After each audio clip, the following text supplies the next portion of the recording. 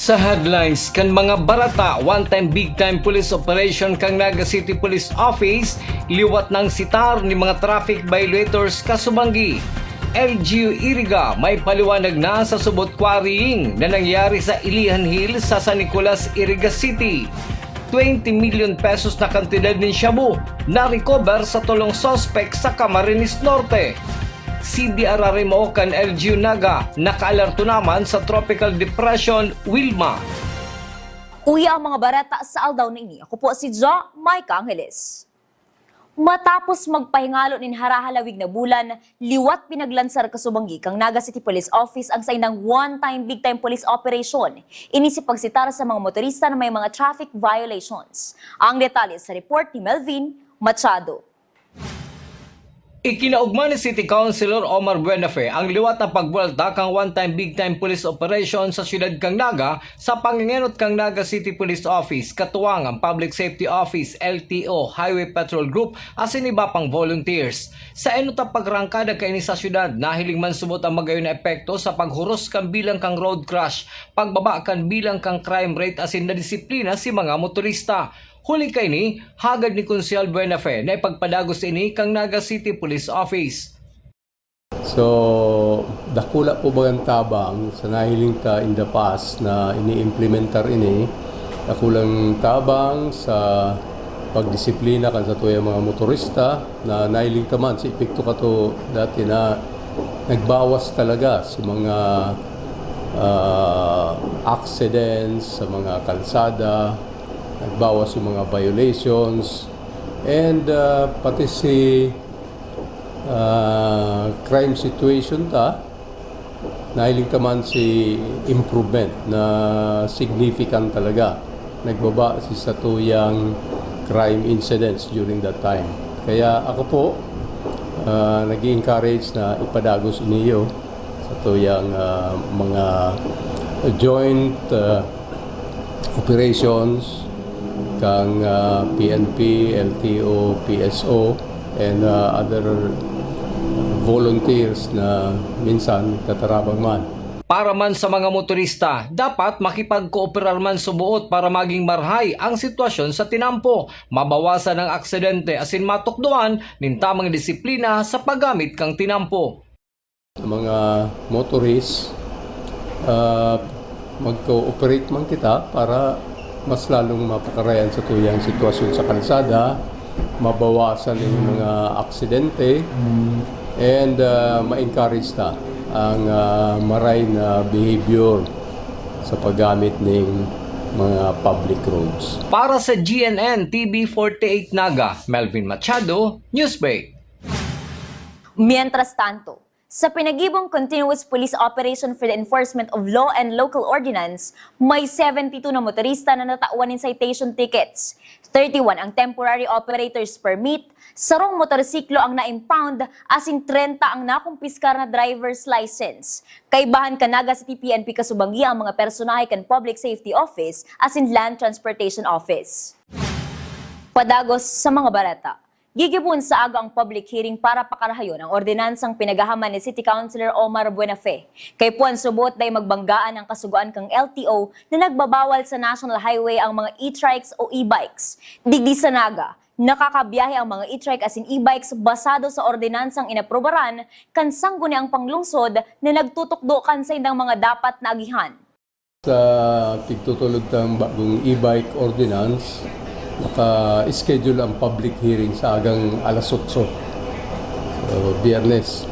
So, inimbitan ta ang mga stakeholders, si mga may kinaaraman sa tuyang pagtulog ka ng bagong ordinansa.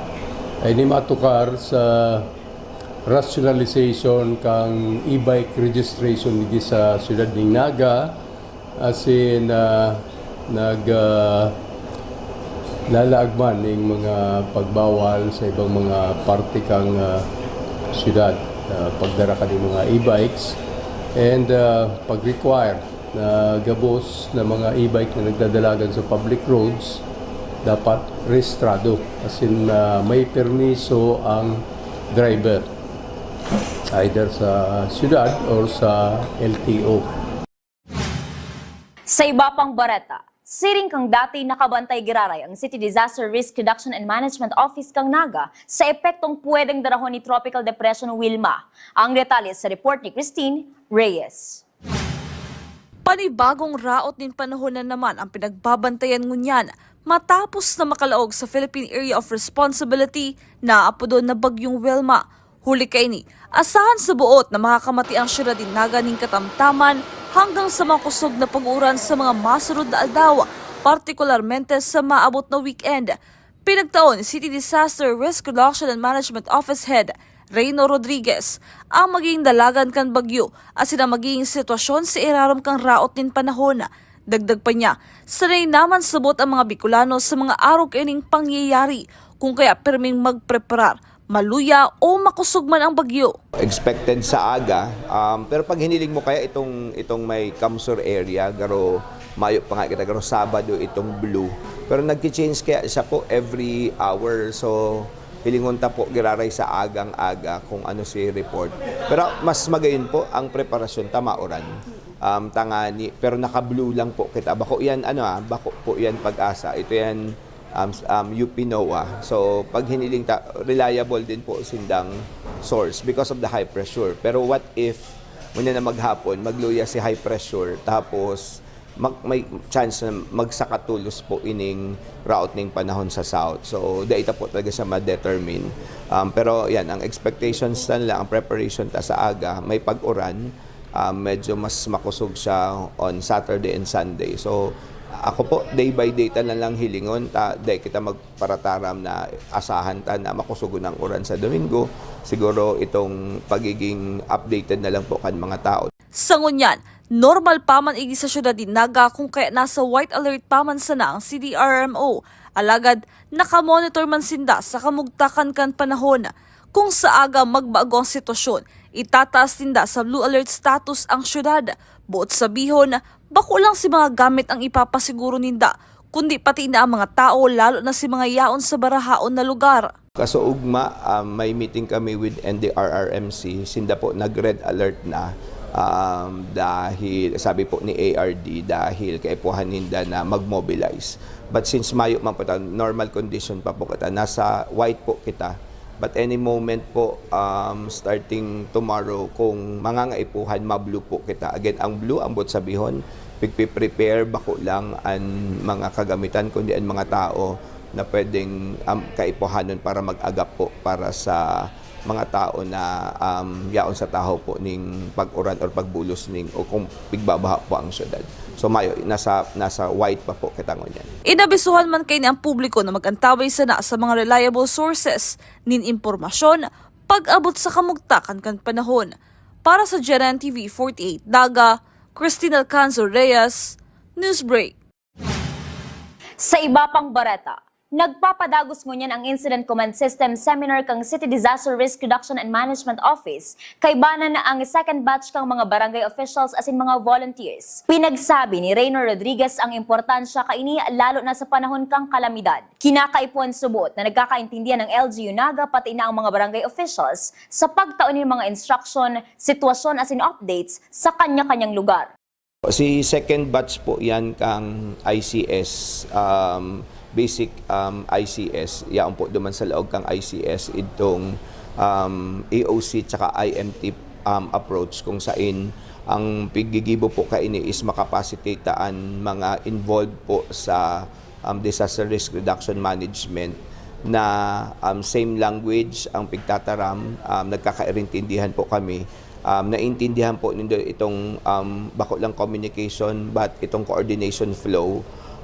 Of course, itong mga terminology. Ako minsan itong mga little things lang na ugwa akong nasa isip, ugwa ka man nasa isip, dahil nakita nagkairintindihan. Kaya ang pigtutukdo po kang ICS na may common language kitang gamiton, may common process kitang gamiton para mas mapadali ang komunikasyon, mas smooth po ang coordination, and hopefully ining pigigibutang ini magkausa para maging dahilan po ini na makasalbar, makatabang na ma-minimize po si danyo sa mga propiedad na ugwaang sa tong syudad, especially kung may raot po ning panahon. Sa samuyang pagbabalik, LGU Iriga City may paliwanag na sa dapit sa subo at quarrying sa Ilian Hills sa Indang Syudad. Yan ang siniyabapang nangangenot na bareta digdi lang sa GNN TV 48 Naga Newsbreak. The digital age is here. They warn us of a cold, efficient world where the human touch is lost to automation. But we refuse to accept that choice. At Naga College Foundation, we believe the best future is one led by heart. We equip you with the skills you need to thrive. From our dynamic programs in finance and business, to the hands-on fields of IT and engineering, through our vital health sciences, our justice programs in criminology, and the crucial roles of education in the arts, we cover the entire spectrum of tomorrow's workforce.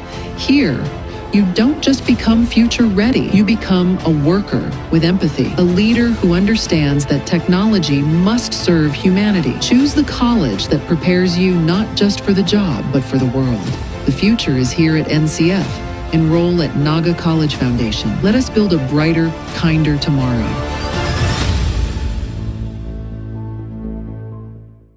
The future is a race. At Naga College Foundation, we don't just keep up, we set the pace and we change the game. College of Business and Management, where ideas grow into enterprises. College of Teacher Education, shaping minds that shape the nation. College of Health Sciences, where compassion meets innovation. College of Engineering, designing solutions that redefine tomorrow. College of Arts and Sciences, fueling creativity, culture, and connection. College of Accountancy and Finance, empowering the economy through mastering numbers and market. College of Criminal Justice Education, protecting communities with excellence and integrity. College of Computer Studies, coding the language of the future. And with NCF micro-credential programs, you don't just wait for the future, you leap into it. Gain and demand skills fast, short, powerful, and flexible. Designed to fit your life and fuel your career. 8 colleges, endless possibilities, and micro-credentials to keep you ahead of the game.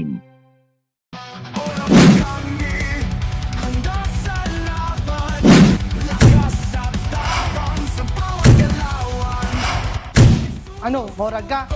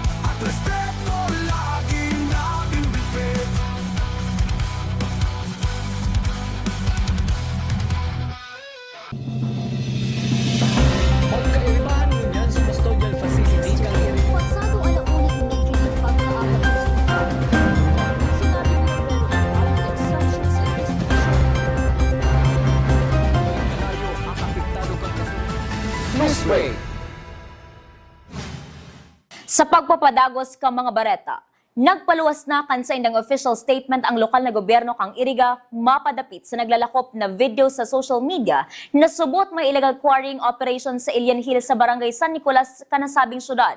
Ang detalye sa report ni Melvin Machado. Ini ang naglalakop na video sa subot illegal quarrying sa Ilian Hills sa barangay San Nicolas sa syudad kang Iriga.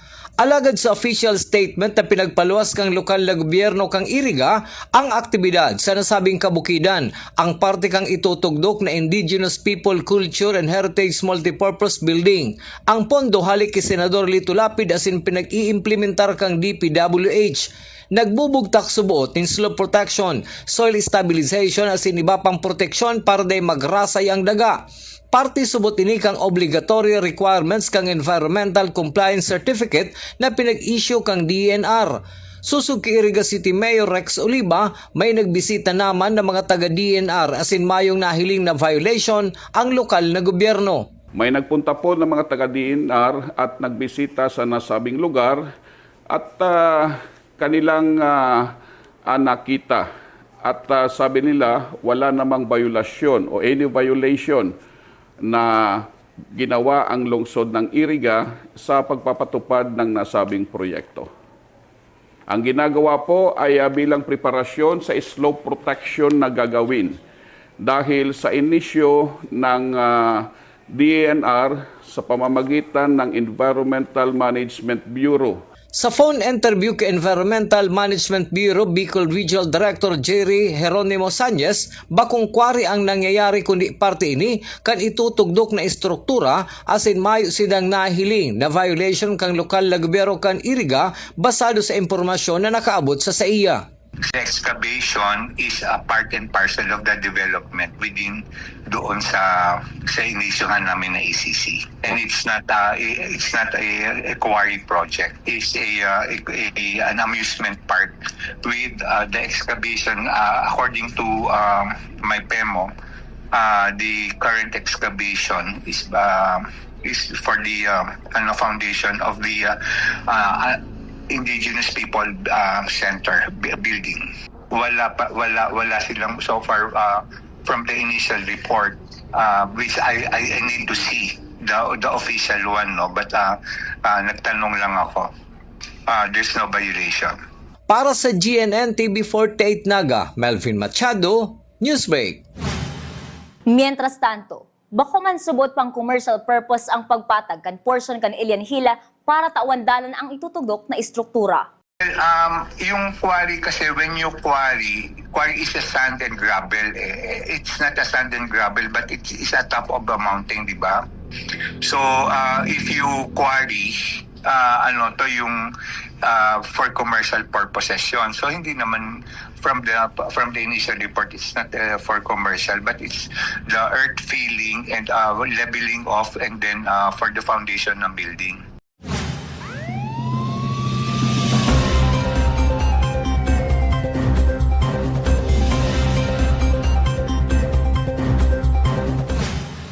Sa police report, suspect na naaresto kang police station number 6 sa pinagkondisir na anti-illegal drug bypass operation ni Kasoodma, may dati ng mga kasong pinag-aatubang. Ang detalye sa report ni Cristina Valenzuela. Balik kulungan ang suspect na si alias Choi na taga Zone 4A Calawag, Naga City. Kan ini makipagtransaksyon Kasoodma ning illegal na droga sa sarong informant kang police station number 6 sa Zone 4 Barangay Balatas, Syudad ding Naga. Nabakalan ang suspect din sarong bulto ning subuot shabu sa kantidad na 12,000 pesos na nagresulta kan pagkakaaresto kaini. Sa ginibong body search kay alias Choi, na-recover digdi ang 3 gramo ning suspected shabu. Sa kabilugan, nagkakantidad ng 54,400 pesos na shabu ang nakumpiskar sa suspect. Actually, kahapon na mayroon kaming operation with regards sa RA 9165, yung pinagbabawal na pagbebenta ng pinagbabawal na illegal droga, kung saan meron kaming subject na meron kaming subject na ito ay taga Zone 4 Barangay Balatas, Naga City. Yung nakipag-transact yung confidential informant namin, and itong subject na ito, siya mismo ang nag-deliver. Medyo malakihan ang bulto-bulto na kung tinatawag natin dito. Yun na yung transaction niya, hindi na yung patingi-tingi. Sigun kay Police Station 6 Commander, Police Captain Marlon Riquillas, haloy na ining ginigibo kan suspect kung kaya pinag-monitor tulos ini kang operatiba. Napag-araman pa kang Police Station 6 na ang drogang binabariwas kang suspect sa syudad ang halis sa Banwaan kang Pili, Camarines Sur. Actually, yung na inquiry, napag-alaman namin na yung source of items niya is from the nearest municipality of Naga City, somewhere in Pili. Kamsur, doon daw niya kinukuha yung items niya. Then, binabagsak na rin dito sa mga nearest barangay naman ng Barangay Calawag. Kakilala lang. So, yun naman yung nangyayari. Magkakakilala sila. Idinagdag pa ni Police Captain Riquillas na sa record kang PNP, dati na ining nakulong sa kasong pagbabakal ning illegal na droga, alagad na kapag plea bargaining. Apwara digdi, nakulong ma sa Muntinlupa ang suspect sa kasong murder. So far, ma'am, medyo matagal na rin na ginagawa niya, kaya nga nakakuha tayo ng report, information na gano'n, kaya natin siya na-operate. And itong subject namin na ito, ma'am, dati na itong may kaso, nakasuhan na ito ng the same selling of illegal drugs, na kung saan ito ay nag-plea bargaining during trial. So, and meron pa itong isang kaso wherein na-serve niya na yung sentence. Nakulong ito dun sa Muntinlupa. Ang kaso niya ay murder. Para sa GNN TV 48 Naga, Cristina Balansuela, Newsbreak. Mientras tanto, kan hinagadan manin pahayag kan GNN TV 48 Naga News Team ang sospek, inako kaini na inbuelto siya sa pagpapabakal asin paggamit ng ilegal na droga, huli tamayo siyang tultol na trabaho na makakasustenir sa pangangaipukan sa iyang magurang na may helang.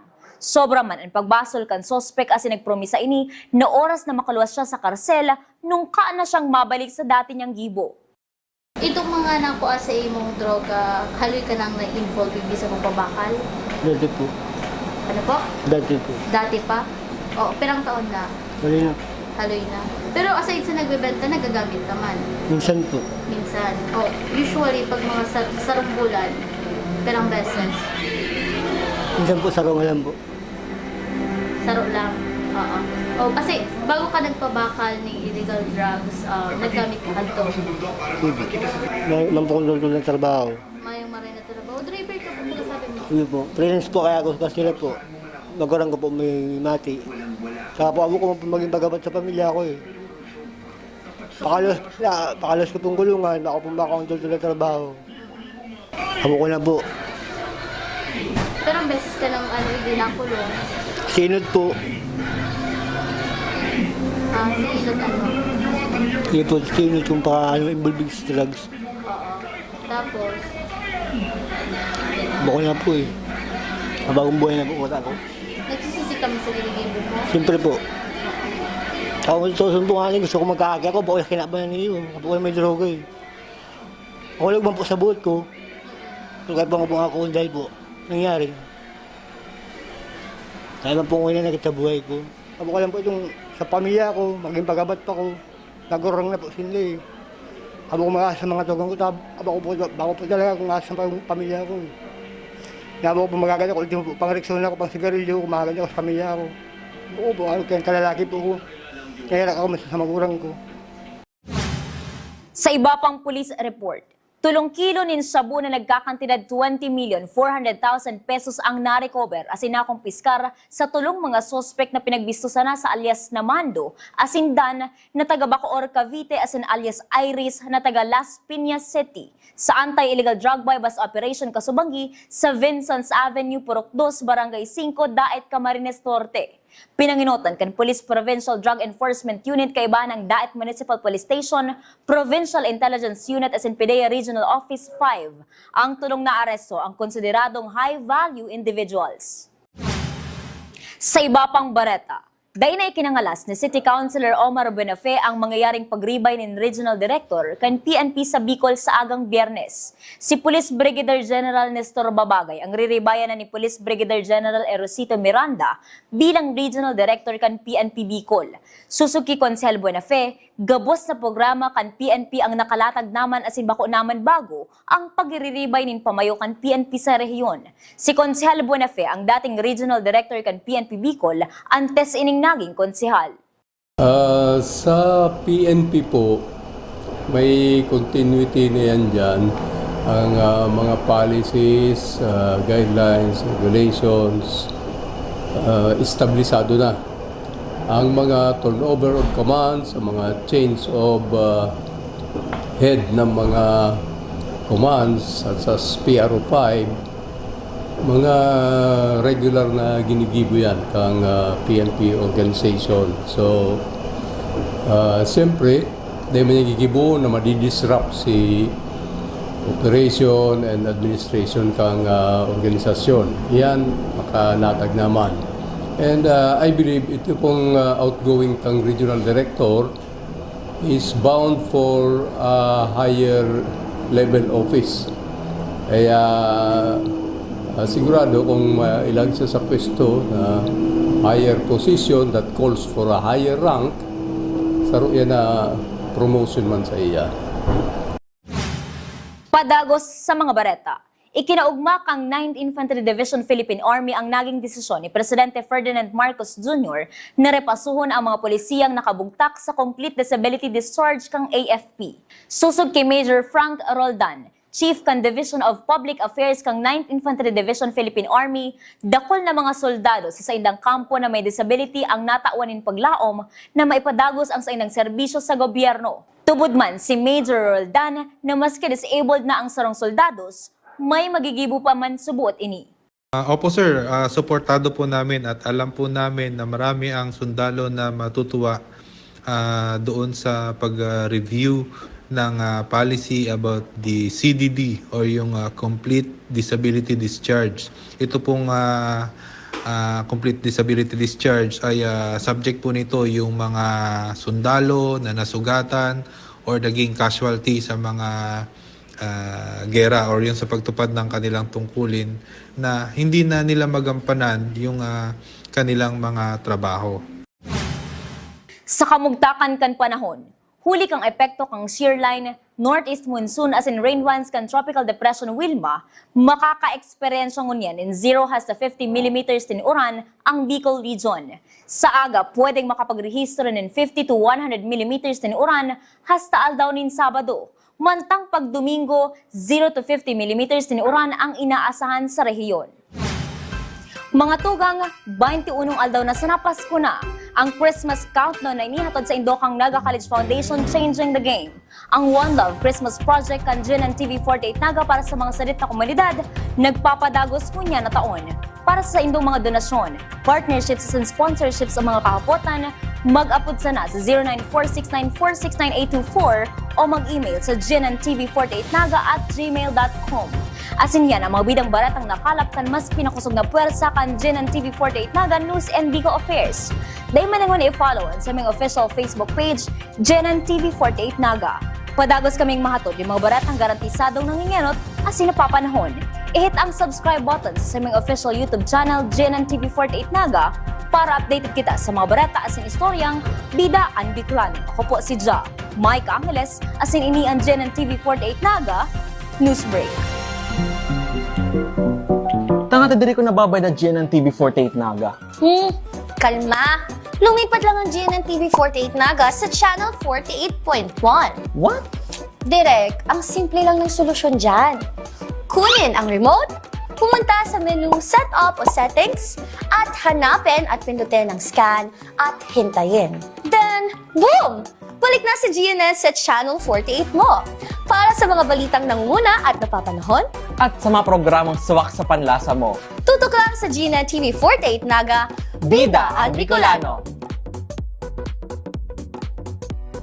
Be a champion, be a tiger today. NCF's the quest, let's lightning your way. At the Naga College Foundation Basic Education Department, we provide an environment where innovation is nurtured and resources promotes collaboration and discovery. Our students benefit from hands-on learning in cutting-edge science and technology laboratories, bridging theory with practical application. We maintain a supportive institutional framework, ensuring a safe, clean, and academically focused atmosphere for every student. Beyond academics, our comprehensive facilities, including sports, develop leadership, teamwork, and discipline. NCF is proud to be a LASO accredited institution, a recognized mark of excellence and high-quality education. This is Naga College Foundation Basic Education Department. Changing the game!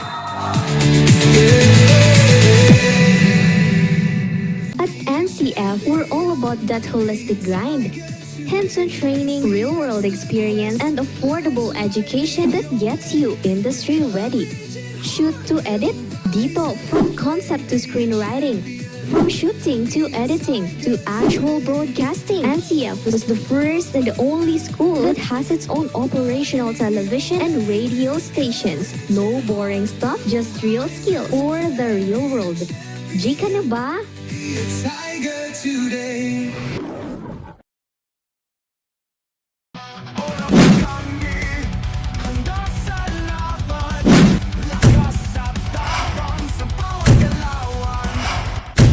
Ano, morag ka?